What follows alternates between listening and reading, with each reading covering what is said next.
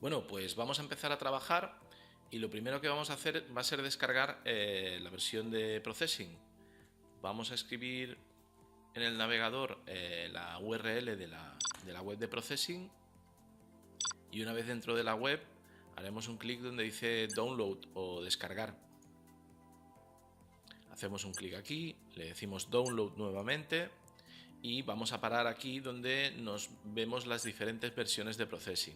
Como podéis ver, existen versiones para Mac, para Linux y para Windows, y las de Linux y Windows tenemos la versión de 32 bits y de 64.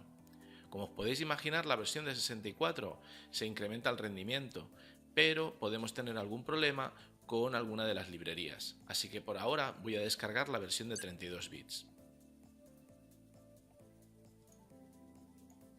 El único problema que podríamos tener a la hora de ejecutarlo, por ejemplo en Linux, sería el tema de Java. Processing funciona sobre Java. Eso requiere tener instalado Java y es posible que con las versiones del OpenJDK no acabe de funcionar bien del todo y necesitemos descargar el Java de Oracle. Por otro lado, en esta misma web, en la parte de abajo, podemos descargar versiones más antiguas o versiones más nuevas en fase alfa. No es nada recomendable, así que vamos a descargar la versión estable y vamos a empezar a trabajar. Al abrir el archivo que hemos descargado, que es un archivo zip, es un archivo comprimido, lo que obtenemos es una carpeta con el nombre de processing.2.2.1. Descomprimimos la carpeta en medio del escritorio y lo que tendremos será pues una carpeta con toda una serie de programas y entre ellos pues un ejecutable de Processing. No requiere instalación, tan solo necesitamos descomprimir esa carpeta comprimida y hacer un doble clic en Processing y ya podemos cargar y empezar a trabajar. Bueno, ya tenemos aquí Processing abierto, vamos a hacerlo un poco grande y vamos a analizar un poco por encima las propiedades de esta interfaz de trabajo. Como podéis ver, la interfaz es muy sencilla, es como un bloc de notas donde yo puedo escribir el programa que quiero realizar. En este caso voy a escribir una instrucción muy sencilla para que veáis cómo funciona. Y después tenemos aquí unos cuantos botones, muy pocos. El primero que me va a servir para ejecutar ese código que acabo de escribir.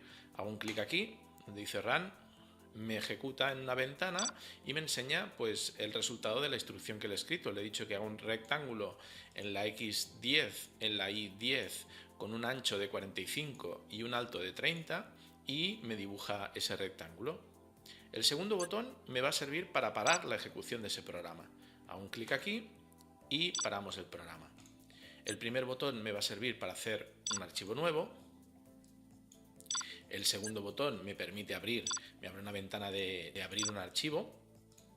El siguiente botón me va a permitir grabarlo y el último me va a permitir exportarlo. Vamos a grabar este archivo.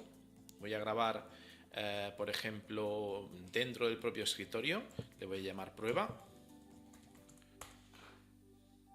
Y como podéis ver, me ha hecho una carpeta. Esta carpeta de aquí contiene dos cosas. Contiene el archivo con el código fuente que yo he escrito en formato .pde y un archivo con las propiedades de la interfaz de trabajo. Este archivo de properties me guardará, es un archivo de texto que podemos abrirlo con un bloc de notas, por ejemplo, y me guardará las propiedades de la interfaz de trabajo. En este caso lo único que me almacena es que estoy trabajando en modo Java. Bien, bueno, una vez que ya tengo ese archivo aquí localizado, la interfaz ya hemos visto cómo funciona, a la derecha veréis que hay un botoncito, un desplegable que pone Java. Este desplegable me va a permitir trabajar en diferentes modos. Voy a poder generar aplicaciones que funcionan sobre Java, aplicaciones pensadas para enviar a un dispositivo Android o aplicaciones que funcionan, por ejemplo, con JavaScript, con lo cual al exportarlas lo que generaré será un applet que se abre dentro de una web, o aplicaciones en modo Python, que puede hacer de compilador cruzado, me genera un código de Python. En mi caso, vamos a exportar, hacemos File Export o desde este botón de aquí. Y entonces, una de las propiedades interesantes de Processing es que permite exportar ejecutables para Windows, para Macintosh o para Linux. Como podéis ver, aquí puedo marcar para qué sistema quiero generar el ejecutable, si lo voy a querer a pantalla completa y cuál es el color de fondo de relleno de la pantalla, y si quiero que embeba, es decir, que incruste dentro una versión de Java por si el usuario no tiene instalado Java en su máquina. En este caso, bueno, la vamos a dejar así tal cual, le digo exportar, y lo que hace es que dentro de la propia carpeta de prueba que ya teníamos antes, me genera dos subcarpetas con un ejecutable para Windows 32 y un ejecutable para Windows 64.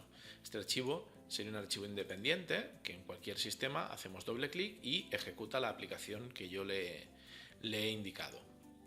Vamos a seguir explorando esta interfaz. Nos vamos a ir a dos rincones interesantes.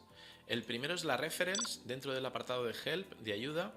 En la sección de reference me abre un navegador con esta página de referencia donde aparecen todas las instrucciones básicas de processing, y al hacer un clic, por ejemplo, en el rect, que es la instrucción que he utilizado ahora, me aparecen diferentes ejemplos, una descripción de qué hace la instrucción y la sintaxis de cada uno de los parámetros me especifica qué es.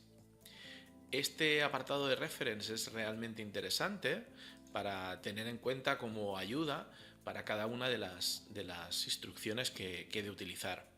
Otro apartado que me puede ayudar mucho en el desarrollo de software es el apartado de ejemplos. Si hago File Examples, me aparece esta ventanita de aquí con todos los ejemplos clasificados en función de la temática.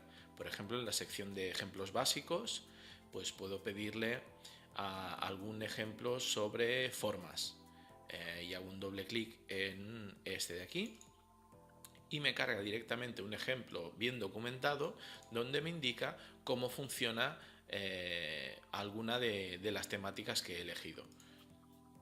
Hago un clic aquí y puedo probarlo. Bien, más cosas interesantes. Configurar las preferencias, la configuración propia de la interfaz. La tenemos aquí. Y en estas preferencias tenemos unas preferencias básicas como el tipo de letra, el tamaño de memoria y la asociación de los archivos, pero si hacemos un clic aquí debajo nos aparece un archivo de texto, ¿vale?, donde podemos editar realmente todas las preferencias del sistema.